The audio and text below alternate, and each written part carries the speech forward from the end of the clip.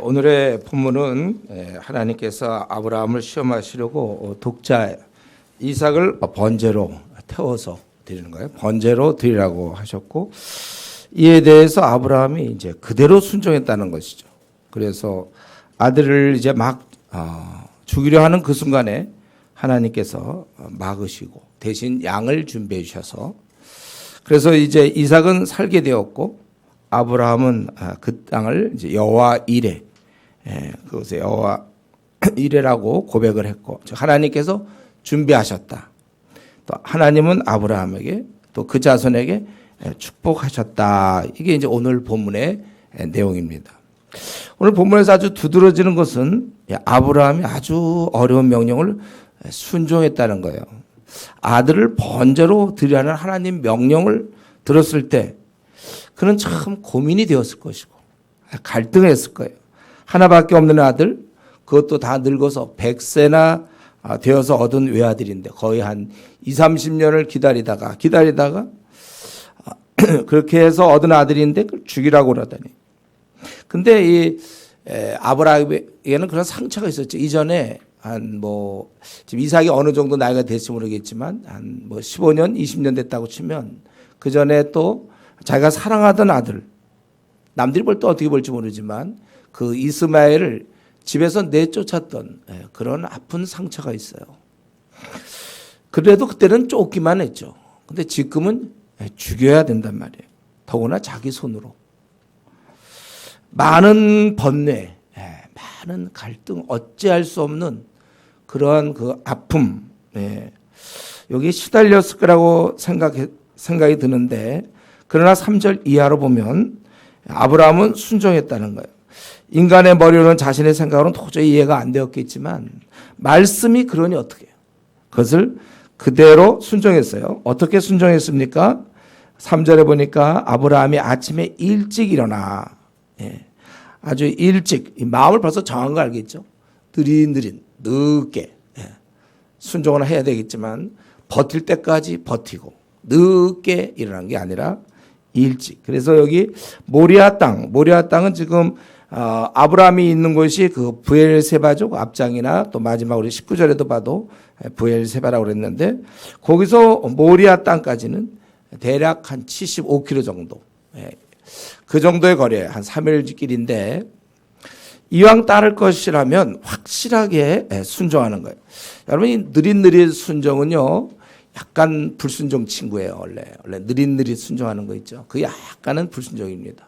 군대 가면 저것도 맞는 거고, 보통 여러분들의 부모님이나 또는 우리 직장에서 상관의 지시라든가 또는 어디든지 여러분이 있는 공동체에서 우리가 누가 얘기했을 때, 아니면 친구의 부탁이라도 이왕 받은 거 빨리 하는 그런 습관은, 우리가 오늘 본문의 핵심은 아닌데 아브라함이 이제 그렇게 이왕 순종할 거 딱 뜻을 정했어.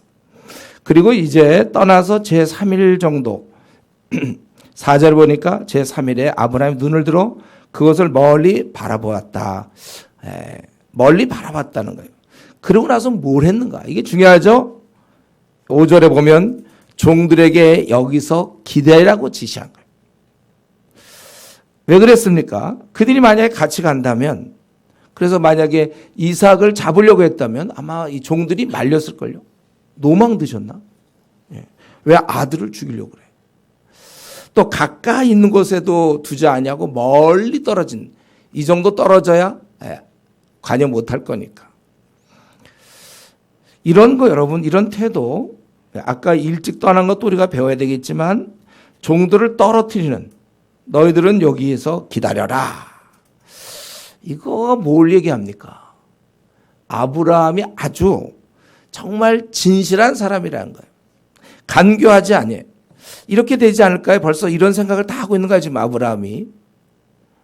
아들이 지금 무거운데 말이 자기 죽어야 되는데 그 나무 짐을 들고 가는 거, 부모 마음엔 어떤 종들을 시키고 싶겠죠, 자기 아들보다는.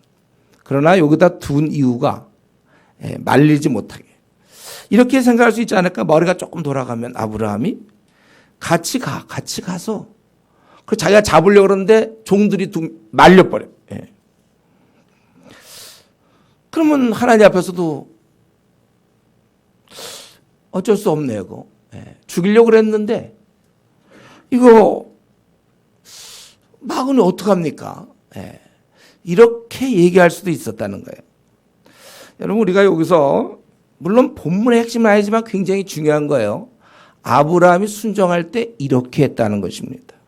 우리가 이 주변에서 우리가 살면서 가만 보면 우리가 진정 원하면 그 원하는 쪽으로 환경과 상황을 핑계로 자기 뜻을 관철시킬 수 있다는 거예요. 얼마든지 내가 이렇게 할 수도 있고 이렇게 할 수 있을 때 내가 원하는 쪽으로 방향을 틀 수 있다는 것입니다. 이게 바로 머리 굴림이에요. 머리 굴림. 들어봤죠? 머리 굴린다. 우리는 사실 이런 걸 잘 굴리는 사람이 있고 좀 금방 탄로날 만큼 굴리는 사람이 있는데, 그러나 우리는 모두가 다 이러한 성향을 갖고 태어났어요. 여기서 자유로울 사람은 아무도 없습니다. 자기에게 유리한 쪽으로 자기가 원하는 것으로 방향을 돌려서 그렇게 하는 거. 아브라함이 이때 얼마든지 머리가 좀 돌아가니까 여기서 너희들 있으라 이런 거 아니에요, 종들에게. 쓱 데리고 가도 되는데. 그거 뭐 얼마나 자연스러워. 잡으려고 했는데 말렸어. 어떻게 해요? 교회를 10년 다녀도 20년 다녀도 이게 쉽게 안 고쳐져. 우리 뭐 그 잔머리 굴린다고 그러다가 잔머리? 이거 잘 안 고쳐집니다. 이거 고치면 그건 진실한 사람이에요. 겉으로 진실할 수 있는데 속으로 진심으로 이거 고치는 사람이 그건 정말 진실한 사람인데, 이건 교회 20년 다닌다고 해서 저절로 되는 법 없습니다. 횟수가 우리의 신앙 성숙을 담보하지 못해요. 세상에는 이런 걸 고치기보다는 더 개발하려고 그래요. 가만 보면. 그런 사람들이 정치를 잘하는 거예요. 정치 구단들 있잖아요.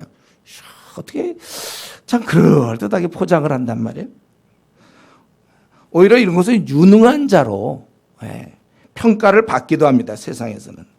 그러니까 우리도 이런 세상에 살다 보니까 어느 순간 우리도 물들 수 있어요. 이것을 뺄 수 있을 때 자기가 안 빼도 돼요. 그러나 스스로 이걸 빼기로 결심하는 거예요. 이렇게 안 살겠다. 딱. 이게 이제 진실한 사람이 되는 것입니다.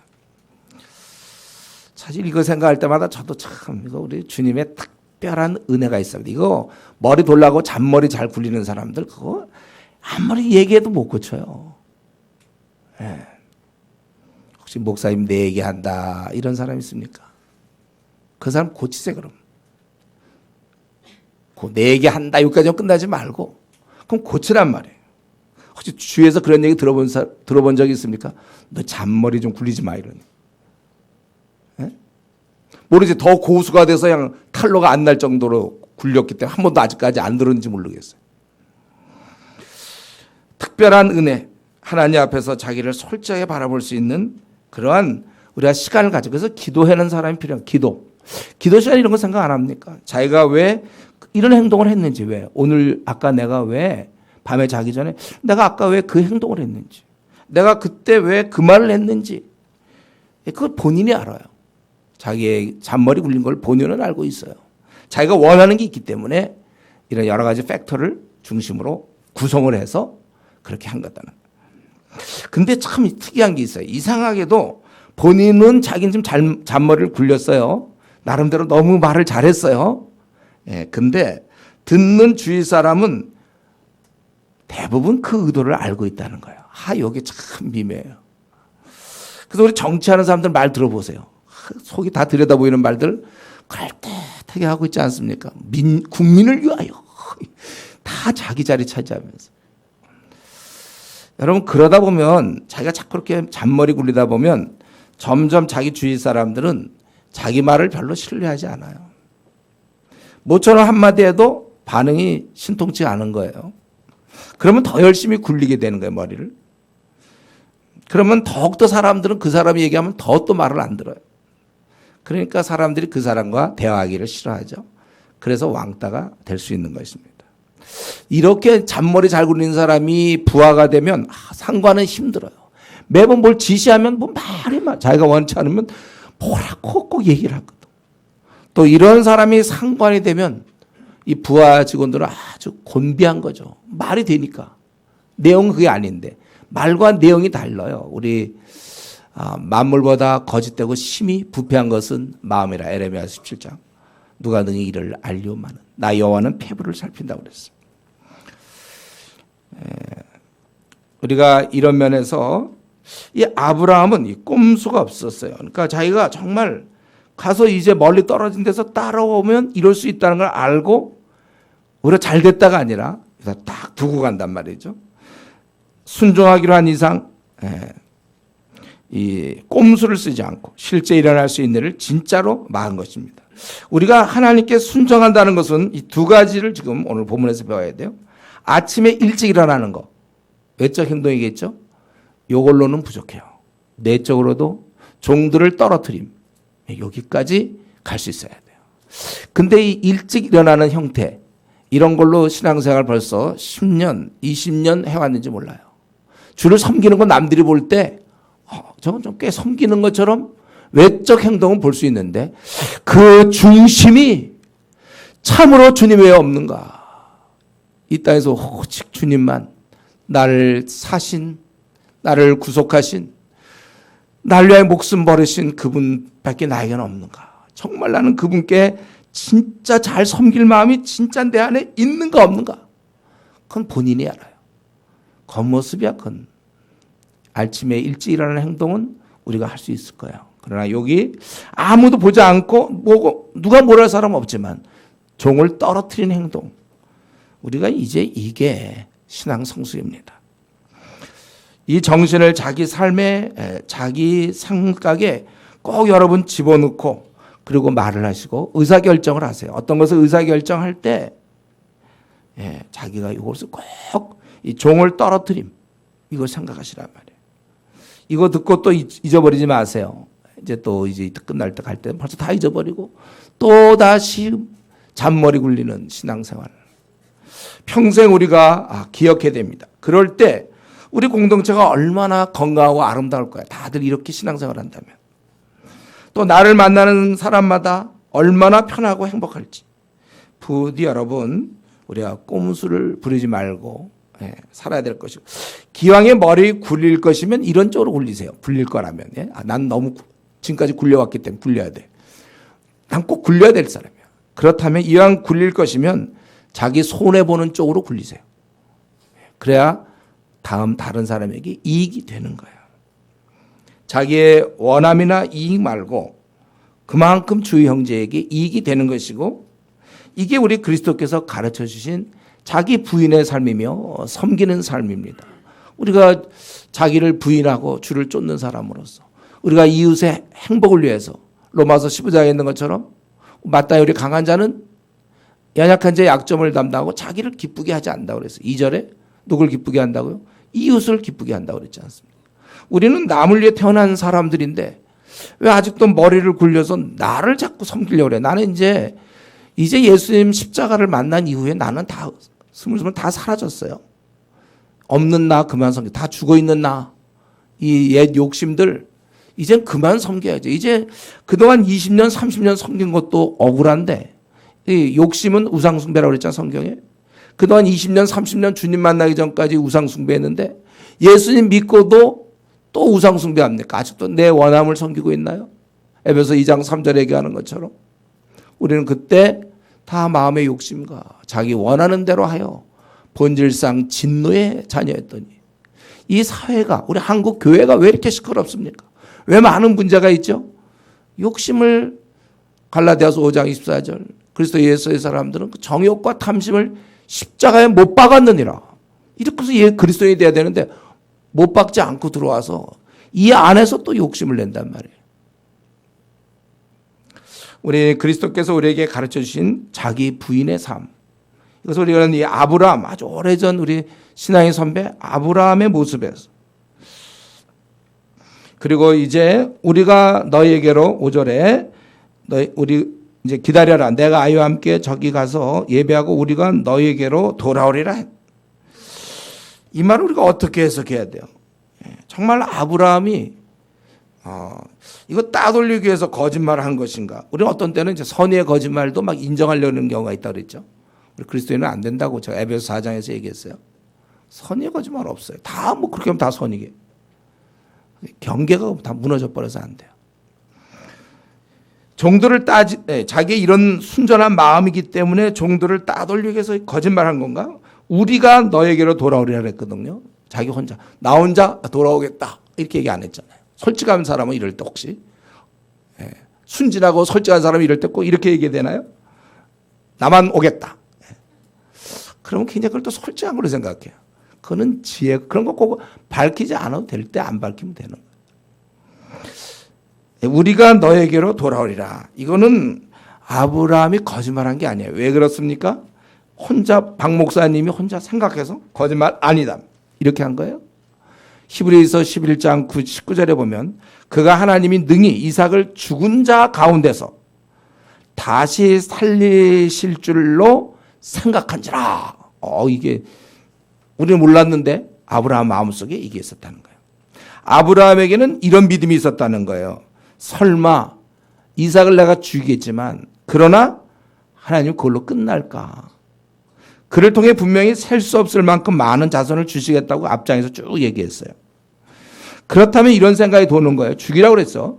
내가 죽여도 하나님이 다시 살리시겠지. 이게 히브리서 11장 19절에 있는 그 아브라함의 마음을 성경 기자가 이제 설명해 준 거예요. 능히 이삭을 죽은 자 가운데서 다시 살리실 줄로 생각한지라.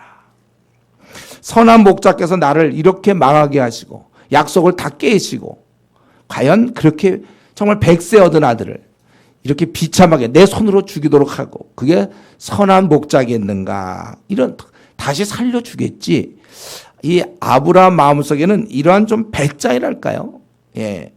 선하신 하나님이 절대로 이렇게 하지 않으실 것이라는 내심 믿는 구석이 있었다는 거예요. 제가 우리 창세기 그때 아마 강의할 때 그 말씀했죠. 이 믿는 구석. 이게 이제 신앙의 영성이에요, 여러분. 이런 게 하나씩 있어야 돼요, 여러분.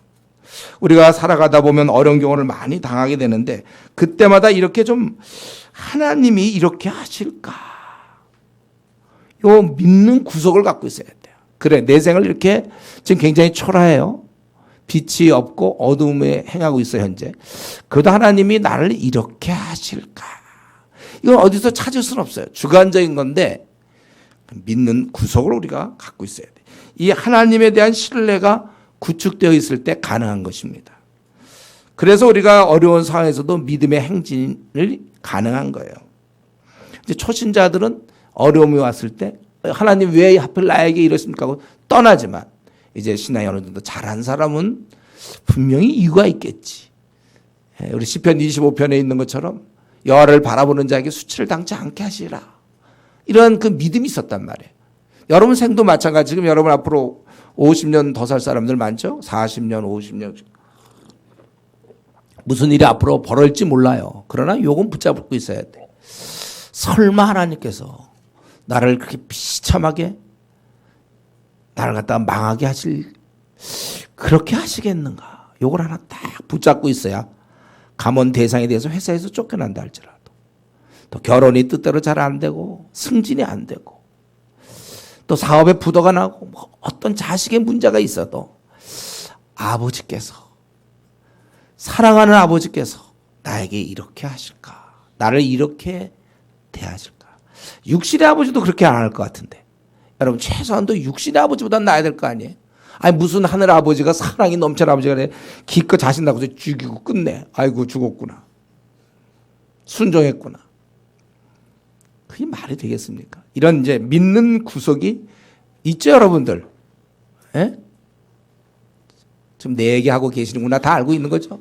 다 그럼요. 우리가 그런 정도 없이도 뭐 지금까지 신앙생활 했겠습니까? 목사님 참 우리를 어떻게 보시는 거예요? 다 돼 있는 거죠? 예. 예. 요게 참 중요한 거예요. 그래서 우리가 평소에 어려움 당할 때 우리 신앙이 물론 잘하지만 평소에 하나님과 깊은 관계가 유지돼야 어려움을 당할 때 아주 좀 초연한 거예요. 그래서 어려움 당할 때 막 우고지상 쓰고 이러는 사람들 그게 이제 평소에 그의 경건의 그 깊이를 알 수 있는 거죠. 저 정도의 우고지상, 그 정도는 그 이제 아주 초보 단계. 예. 우리의 삶은 매일매일 펼쳐지는데 우리 어린 믿음으로는 그걸 너무 벅차 그런 일을. 우리 얼마나 어려움이 많습니까? 우리 이러한 신앙을 갖고 있어야 간증거리가 생기는 거예요. 왜? 목사님, 저는 간증거리가 없습니다. 왜냐하면 그때마다 피해가니까.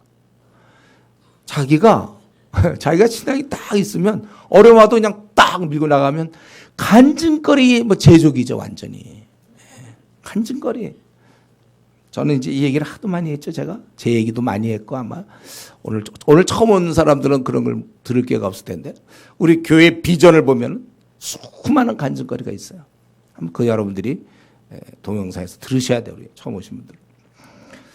우리가 이렇게 돼서 간증거리가 생기는 거야. 이런 상황에서도 이걸 죽이려고 그래야 그래야 여호와 이레가 나타나는 거죠. 이것도 가지도 않고서 멀리서 있는데 여호와 이레가 됩니까, 그게? 지나가던 수당 하나 보고서 여호와 이레가 됩니까? 자기가 실제로 죽일 때 경험하는 거야. 그래서 우리 특별히 그 중국 선교를 우리가 할 때 사실 이거 왜 합니까? 별로 효과도 별로 없는데. 우리 그럼 이번에 그렇게 많이 가서 했지만은 좀 더 많은 사람 구원해야 되는데. 그렇지만 이런 걸 통해 우리는 하나님과의 동행이라는 엄청난 축복을 얻는 거거든요. 이런 경험이 있어야 점점 우리가 어려움이 당할 때도 계속 이겨서 하나님께 사용되는 것입니다. 그런데 이제 또 한 가지 문제는, 그래서 갔는데 문제는 이삭이 물어보는 거예요. 왜 불과 나무는 있는데 번제할 어린 양은 어디 있습니까? 그런 걸 보면 이 이삭이 바보가 아니라는 걸 알 수 있죠. 다행히 바보가 아니야. 지금 분명히 가거든. 뭔가 번제로 드려야 되는데 어린 양이 없어요. 어떻게 된 겁니까? 이 얘기를 들었을 때 저는 아브라함의 입장, 그렇지 않아도 번민이 가득, 이제 점점 다가오니까 이 3일간도 너무 고통스러웠겠지만 이제 그게 보인단 말이에요. 보이는 지점에서 얼마나 마음에 많은 번뇌가 있었겠습니까? 이제 자기가 자식을 죽여야 된다니. 사랑하는 아들을. 그러는 중에 이 아주 정말 핵심을 찌르는 질문이잖아요. 아마 이때 아브라함 마음이 많이 흔들렸을 것 같아요. 이때 막 그냥 울거나 그냥 주저앉거나. 그러나 이 순간에도 아브라함은 자기 마음을 다스려서 믿음의 고백을 하죠. 8절에 아브라함이 이르되 내 아들아 번제할 어린 양은 하나님이 자기를 위하여 친히 준비하시리라. 제가 봤습니까, 뭐를? 사실 될지 안 될지는 전혀 알 수 없는, 어찌 보면 지금 절망적 상황일 수도 있지만 그의 입에서 나온 것은 놀랍게도 하나님이 자기를 위하여 친히 준비하시라. 이렇게 됐죠. 그렇죠? 우리는 여기서 중요한 것이 그거예요. 8절에 하나님이 자기를 위하여 친히 준비하시라. 아브라함의 마음에 이게 얼마만큼 이거에 대한 확신이 있었는지 모르겠어요. 과연 강한 확신이 있었을까? 제 생각엔 그렇진 않을 것 같아요. 그러나 여기서 중요한 것은 그 마음이 어떠했는지, 아주 강한 확신이 들었는지 조금 안 들었는지 이건 모르겠지만 중요한 건 이 고백이 그의 입을 통해서 나왔다는 거. 이게 아주 중요하다는 거예요. 이게 원래 저와 여러분의 신앙의 삶이 이래야 되는 것입니다. 이것은 거짓이 아니에요. 뻥 깐다. 이거 아니에요, 이거는. 뻥 까고 있다. 이런 표현이 좀 저속한데. 그거 아니에요, 이거는. 그의 신앙이 그의 마음의 여러 회의와 불신과 두려움과 갈등을 눌렀기 때문에 나올 수 있던 결과물입니다. 여러분 중요한 건 보세요. 나만 장군 같은 거 어떻게 돼 있죠? 그거 엘리사가 가서 요단강에 들어가서 7번 하고 나와 딱 이랬을 때 얼마나 기분 나쁘고 자존심 확 구겨졌잖아요.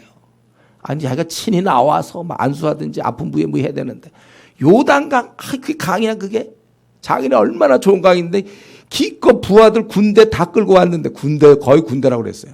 어마어마한 사람들 끌고 왔는데 요단강 되지도 않는 강에다 7번 들어갔다 나와.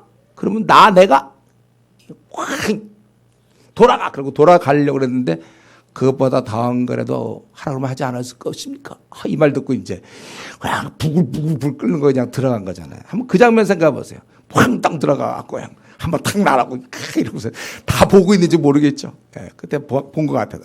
두 번, 세 번, 그때 그의 마음에 뭐 확신이 있겠습니까? 이거 믿음이 뜨거워 아주 그냥 있어서 분명히 난 날 거다 이런 확신. 요즘 어떻게 보면 기도 믿음을 가지면 응답한다. 그렇죠. 기도의 이론과 실제 때 다 얘기했죠. 잘못 가르치는 게 참 많아요. 그래서 어쨌든 그가 했을 때 생각해 보세요, 여러분. 그가 마음에 부글부글 끓고 이게 되겠습니까? 이게 지금 자기가 애가처럼 들어갔다 나왔다 나와서 쓱 보고 또 들어갔다. 예. 그런데 한 가지 말이죠. 그러나 이런 거 있을 것 같아요. 마지막 이제 7번째 들어가서 나올 때. 그때 굉장히 제가 생각할 때 그래도 말이죠. 믿지도 않지만 그래도 혹시 막 굉장히 기분이 이상했을 것 같아요. 그때 이제 쫙 나왔는데 어린아이 살처럼 그 지긋지긋한 이 나아병 환경이 깨끗하게 씻음받은 거 아니에요. 하나님의 능력에 이게. 근데 중요한 것은 그때 나만에게 있어서는 그의 감정이 부글부글 끓었냐 안 끓었냐 이것 따라서 저게 끓어 안 낫게 해줘. 이게 아니에요. 하나님 저게 막 기분 나빠하면서 화를 내면서 끓고 있어. 저기 요단강 들어갈 때 동기부여도 안 되고 저거 아이고 안 돼. 안 낫게 해줘. 이게 아니고 했는가 안 했는가. 이게 참 중요한 거예요. 결국 그는 했어요. 요나도 마찬가지예요. 요나가 그 마음에도 없어. 니네는 적국이거든 아수로. 거기 가서 회개를 외쳐. 저것들을 왜 구원을 줘. 그러나 그가 마음에도 진짜 없으면서 야 믿어 니 그냥 벌 받아 이런 식으로 이제 했는데 중요한 건 요나가 그것을 했다는 게 중요한 것이죠. 처음엔 그거 안 하고 도망가려다가. 우리가 신앙생활이라는 건 이겁니다. 우리 마음의 확신이나 원함에 따라 하는 것이 아니라 하나님의 뜻이라면 내 감정은 전혀 0% 동요됨이 내 감정은 전혀 안 따르다 할지라도 하나님의 뜻이라면 자기가 알고 있다면 그에 맞게 말하고 행동하는 것이 중요한 것입니다. 자, 늘 예를 들죠. 목사가 새벽에 일어나기 싫은데 새벽 기도 때문에 눈을 뜨고 와서 설교하는 거. 하나님이 이게 마음에도 하나도 없어요. 이게 그게 아니라 그랬죠. 그렇게 힘들고 오늘 좀 쉬었으면 좋겠다. 감기 기운 이제 좀 쉬고 싶다 이런 마음이 들어도 그걸 참고 가는 게 그게 귀한 것이지. 그런 마음도 아예 안 들면 천사죠. 그러면 탁 같이 그냥 막 뭐든지 성경 우리가 하루에 10장씩 읽자. 막 읽고 싶어. 너무나 읽고 싶어. 한 30장씩 읽고 말이지. 기도 1시간씩 하면서 1시간이 뭐야 3시간씩 칵 하고 전도 그냥 매일 해 그냥. 그렇게 신앙생활 하는 사람 어디 있습니까? 다 동기부여가 안 됩니다. 과연 이게 효과적입니까? 감기 기운이 돕니다. 다 우리가 이러면서 이제 지금까지 이렇게 꾸준히 버텨오지 않았습니까? 우리가 동기부여 이 말이 굉장히 인본주의적이에요. 예. 우리가 중요한 건 동기부여가 되고 안 되고가 아니에요. 감정이 생기고 안 생기고가 아니라 하나님이 이것을 기뻐하신다면 내가 하겠다는 그게 신앙이니. 신앙생활이 만약에 자기 마음에 들어야 되고 마음이 없으면 그것은 의미가 없다고 안 하는 것은 그러면 우리는요 워낙 우리의 죄성이 많기 때문에 대부분 다 동기부여 안 돼요. 우리 주님이 하라고 한 거는 그런데 성령 충만할 때는 되는 거죠. 초대교회를 보세요. 불타오르잖아요. 아무도 막을 수 없어요. 이 성경에서 우리가 동기부여가 되려면 우리가 영성이 아주 올라가 있을 때 동기부여가 되고 보통의 경우는 동기부여가 잘 안 돼요. 근데 이제 그렇게 하는 게 바로 하나님과 동행하는 자의 모습이요 경건한 자의 삶인 것입니다. 우리 끊임없이 우리가 자기 부인을 해야 돼요. 내 동기부여나 내가 원하는 대로 살지 말고 세상은 네가 원하냐 그렇게 살라고 그러지만 성경은 네 자기를 부인하라. 바울 사도조차도 고린도서 9장 27절에 자신을 처복종시킨다고. 자기는 그런 걸 원치 않아요. 내 원하는 대로 살고 싶어요. 그건 이전에 주님 만나기 전까지는 그랬어요. 그러나 이제는 우리가 그걸 때로 우리 아직도 우리 교회는 이제 믿은 지 얼마 안 된 사람이 많다 보니까 늦잠 잤어요. 예. 일어나려고 했는데 너무 피곤해서 잤어요. 이게 이제 아직도 이거 기본적으로 모태신앙에게는 이런 얘기가 없어요. 모태신앙들은 딴 거 못해도 시간 맞춰가는 건 끝내주는 거예요. 근데 이제 그게 아직도 그러니까 잠이 있더라도 내가 주님에서 목숨도 내놓는데 또 잠도 아직 극복 못한 사람이 어디 있습니까? 내가 원하면 하고 내가 원치 않으면 안 하는 단계. 이거 아직도 애기 단계를 좀 애기들이 그렇잖아요. 우리는 성숙하면 여러분들이 좀 더 성숙하면 어때요? 대학교 때도 우리 학교 때 내일 시험이다. 공부하기 싫다 그러면 어때요? 내 마음에 공부하기 싫어도 억지로 공부해야죠. 그게 올바른 자세지. 그럼 공부하기 싫으면 안 한다. 언제 공부해? 졸업할 때까지 뭐 생전 안 할 수도 있죠. 공부하기 싫으니까. 공부하기 싫어도 하는 거예요. 앞으로 우리는 이런 신앙의 고백적인 말을 어쨌든 이때 그는 하나님이 자기를 위해 친히 준비되라. 이런 자기도 그걸 바라고 있는 거예요. 이런 고백적 말을 우리가 해야 돼. 우리 엘리사 시대 생각납니까? 열왕기하 7장에 보면 모든 양식의 이제 가격이 그들이 포위돼서 죽을 뻔해서 가격이 다 올랐다가 내일 이제 정상적으로 된다. 그랬더니 한 장관이 그 말을 듣다가 여호와께서 하늘의 창을 내신들 어찌 이런 일이 있으리요? 그래서 엘리사가 이르되 내가 내 눈으로 보겠지만 그러나 너는 먹지 못하리라. 그래서 그 다음날 어떻게 됐어요? 거기 사람들이 발표 그는 죽잖아요. 그 성문을 지키고 있다가 다 읽으셨죠, 여러분들? 네. 아마 제가 생각할 때 이 장관만 이런 생각을 했을까요? 그때? 다른 사람도 다 말도 안 돼. 내일 그냥 정확히 그냥 이렇게 된다고 가격이 다 돌아간다니까 다들 아마 그 말도 안 된다고 생각했을 거예요. 어떻게 갑자기 그래요? 네. 다들 그 말도 안 되는 얘기 다 그런 생각했지만 이 장관만큼은 그 말도 안 된다고 자기가 혼자 얘기했다가 당하는 거예요. 네, 우리가 이런 면에 있어서 논리적, 합리적, 인본주의적 말 그건 우리가 공부할 때나 쓰는 것이지 신앙의 단계에서 우리 12명의 정탐꾼을 생각해 보세요. 내가 보기에 10명이 훨씬 더 논리적이고 합리적이었죠. 그냥 맞는 거 아니에요? 어떻게 싸워요? 군대도 없는데 이들은. 그러나 하나님은 그걸 기뻐하지 않는다는 것입니다. 그래서 우리가 자꾸 신앙생활할 때 자기의 그런 인본주의적 합리적인 걸 자꾸 끌어들이지 마세요. 우리가 어떤 걸 계획할 때는 우리가 참 합리적으로 해야 되지만 또 이런 신앙의 영역에서 우리는 이제 좀 신앙 고백적 하나님을 신뢰하기 때문에 마음은 지금 막 확신이 안 들 수는 있지만 자기를 위하여 친히 준비하시라. 그래서 결국 어떻게 됐어요? 이제 아들을 구절해 보니까 결박했고 그리고 이 결박했다는 얘기는 이미 이삭이 순순히 아빠의 말을 들었다는 것이죠. 이 정도로 이제 신뢰한 거예요. 그리고 10절에 이제 칼을 잡고 그 아들을 잡으려 하니 이때 하나님께서 그걸 막으셨다. 그리고 12절에 이제야 내가 12절 제일 마지막에 내가 하나님을 경외하는 줄 아노라. 그게 이제 인정되었다는 거예요. 인정받는 거예요. 드러난 거예요, 그게. 그리고 한 수량이 뿔이 수풀에 걸려 있어 그 수량으로 번제를 드리고 그 땅을 여호와 이래 여호와께서 준비하신다. 이렇게 불렀다는 것입니다. 우리는 오늘 이 본문에서 뭐 여러 얘기 지금 제가 이거 생각하니까 계속 다음 주도 또 해야 될지 몰라. 너무 내용이 많아요. 근데 여기서 핵심은 아브라함이 여호와의 명령에 순종했다는 거예요. 참으로 어려운 명령이었죠. 아들을 죽여야 되고 또 그 당장 죽이는 게 아니라 3일간에 나는 이게 고통스러웠을 것 같아. 그걸 그냥 3일 동안 걸어가면서 계속 그 생각해. 그리고 진짜 칼로 이제 죽이려 했던 것. 우리가 이 오늘 본문을 통하여 이걸 깨달아야 돼요. 우리가 하나님의 뜻에 어디까지 순종해야 하는지 그 한계를 보여주는 겁니다. 세상에 자식의 죽음보다 더 큰 슬픔이 어디 있습니까? 우리 부모님들. 자식보다 이 땅에서 더 귀한 게 어디 있어요? 그러나 그 엄청난 대가를 치르고도 아브라함은 이 하나님 말씀에 순종했다는 거예요. 그리고 이 순종할 때 한 가지 아주 더 제 생각에 어려운 것이 있었을 것 같은데 바로 이 부분이죠. 납득이 안 된다는 거죠. 왜 하나님은 자기를 100세 될 때까지 오래 기다리게 하셨고 그래서 낳게 하시고 불가능한 것을 그리고 얘를 통해서 막 열방이 복을 받고 뭐 다 얘기하시고 그러면서 이제 기껏 주시고 얘가 좀 자랐는데 얘를 다시 빼앗으려 하는지 정말 하나님은 나를 사랑하는 거예요? 나를 괴롭히려고 하는 거 아니에요?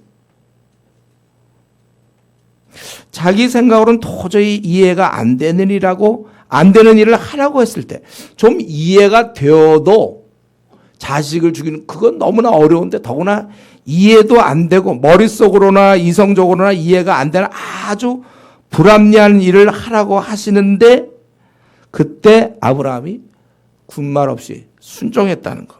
예. 이면이죠, 이면. 우리가 이제 이걸 과연 오늘의 우리가 이러한 신앙을 유지할 수 있겠는가? 내 머리로는 이해가 안 되고 아주 불합리한 것 같아도 하나님이 기뻐할 것 같기 때문에 순종하는 거. 그리고 이 순종할 때도 묵묵히 아까 그 종을 떨어뜨리며 이렇게 진짜로 투덜대거나 불평하지 않고 이렇게 순종하는 것. 이런 순종을 통해 아브라함은 오고 오는 시대에 믿음의 조상이 되었고 하나님은 결국 뭘 말씀하고 싶냐면 이렇게 순종하는 자녀를 이 땅에 퍼뜨리기를 원하시는 거예요. 아담은 불순종했고 그 위로 쭉 내려오다가 이 아브라함을 통하여 순종하는 자녀들이 온 세상에 퍼뜨려지기를 하나님께서 알려주신 것입니다. 순종이 제사보다 낫고 듣는 것이 수장의 기름보다 나으니라. 사무엘상에 있는 말씀. 그러니까 이러한 그 하나님께서 이런 순종하는 아브라함의 믿음을 통하여 그의 바로 이스라엘 국가가 이제 태어나는 것이죠. 사실 이 사건은 이걸로만 끝나는 건 아니죠. 이건 뭐 자세할 시간이 또 따로 한번 해야 될지 모르겠지만 지금 여기에 지금 이 사건은 뭐를 보고 있습니까? 메시아의 그 죽음과 연결되어 있는 거잖아요. 지금 왜 하필 하나님께서 모리아 땅으로 가라고 그래? 2절에. 모리아가 지금 예루살렘에 있는 곳이거든. 왜 하필 그 많은 중에 그 3일씩이나 걸리는 그 모리아 땅으로 보내시는가? 역대하 3장 1절에 보면 그 모리아 산이 바로 예루살렘에 있는 것이에요. 그러니까 여기 보면 하나님이 어린 양을 친히 준비하신다. 그렇게 이름이 붙었는데 이거는 이제 아브라함 이후로 내려오는 세대마다 계속 하나님이 친히 어린 양을 준비한 곳. 모리아산 다 갖고 있는 거예요. 결국은 예수 그리스도께서 정말 하나님이 친히 준비한 어린 양으로 죽어가시는 것입니다. 그러니까 여기서 우리가 알아야 될 것은 아브라함은 자식을 내줄 만큼 순종했어요.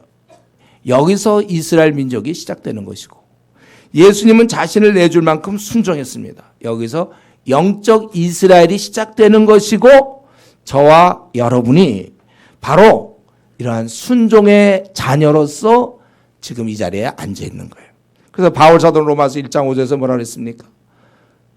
자기가 해야 될 일이 모든 민족으로 믿어 다 밑줄 그라고 그랬죠. 제가 로마서 할 때 믿어 순종케 하려고. 16장에 한 번 더 나온다고 그랬어요. 26절인가? 네, 거기서도 믿어 순종케 하려고. 믿는 자의 기본 태도가 순종이란 말이에요. 저와 여러분은 이제 아담의 후손이 아니에요. 그 불순종하는 게 아니라 순종이란 말이죠. 우리는 이제 고집이 없어요. 예. 그렇기 때문에 아직도 까칠한 사람이 있습니까? 우리 중에. 아직도 까칠하고. 좀 이렇게 뭔가 왠지 좀 반항적인. 아직도 자기가 살아있는 그러한 모습의 사람이 있습니까? 하나님께서는 좀 나를 사용하시기가 좀 힘들어. 내가 뭐 고분고분해야지. 그렇게 힘들게 내가 살아서는 안 돼. 당장 우리는 모든 사람의 종이 되라고 그랬잖아요. 에베소서 5장 21절 피차 경외함이라고 그랬어요. 종으로서. 종이 돼. 우리는 다 종이에요. 당장 우리 교회에서도 이 사람한테 뭘 부탁하기가 힘들어. 까칠하니까. 뭐 한마디 하면 두 마디 나올 것 같으니까. 여러분 자기를 좀 들여다보세요. 자기가 정말 죽은 시체 맞습니까? 누구나 나를 쉽게 부려먹을 수 있는 종의 자세 맞습니까? 교회에서도 직장에서도 가정에서도 자식이 엄마나 아빠를 또 마찬가지로 엄마 아빠가 또 자식을 교회에서도 목사가 성도를 또 성도가 목사를 서로 우리는 종이 되어야 된단 말이에요. 우리는 하나님께서 나를 마음껏 사용하시고 내 형제자매도 나를 마음껏 써먹을 수 있는 오히려 우리는 항상 신앙생활을 하면 할수록 점점 자기가 없어져야 돼요. 지금 좀 많이 없어져 있어야 돼요. 우리는 다 지금 좀 없어지고 또 없어져서 참으로 우리는 온유한 자. 벌써 우리가 이렇게 봐도 참 이렇게 좀 편해야 돼. 내가 이미 나가 죽어 있다면요. 벌써 이 공동체에서 뭐 청년부에서 청년 1팀에서 2팀에서 이 사람 하면 그냥 다들 편해야 돼. 아, 저 사람 뭐 까칠하고 이유가 많고 자기 주관대로 우리가 신념은 가져야 되죠. 그러나 모든 사람에게 종이 되라 그랬잖아요, 성경에.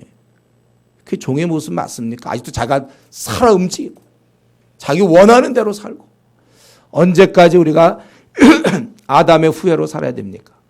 우리는 이 아브라함 또 궁극적으로 주님의 그런 순종, 그 순종의 후예답게 여러분 우리는 이제 시간이 가면 갈수록 더욱더 순종하고 지금도 내가 뻔히 하나님의 뜻이 뻔한데도 불구하고 내가 불순종하고 있다면 빨리 그걸 꺾으시고 순종하는 이런 우리 믿음의 후예가 될 수 있기를 바랍니다. 우리 같이 이 시간에 기도하겠습니다. 오늘 아브라함은 자신의 이러한 모든 것에 순종해 나는 정말 하나님보다 더 앞서는 것이 내 안에 있는지 나는 정말 누가 보더라도 모든 사람에게 종이 되고 있는지 신념을 포기하면 안 되지만 바울 사도는 여러 사람에게 여러 모양이 되었다고 그랬어요.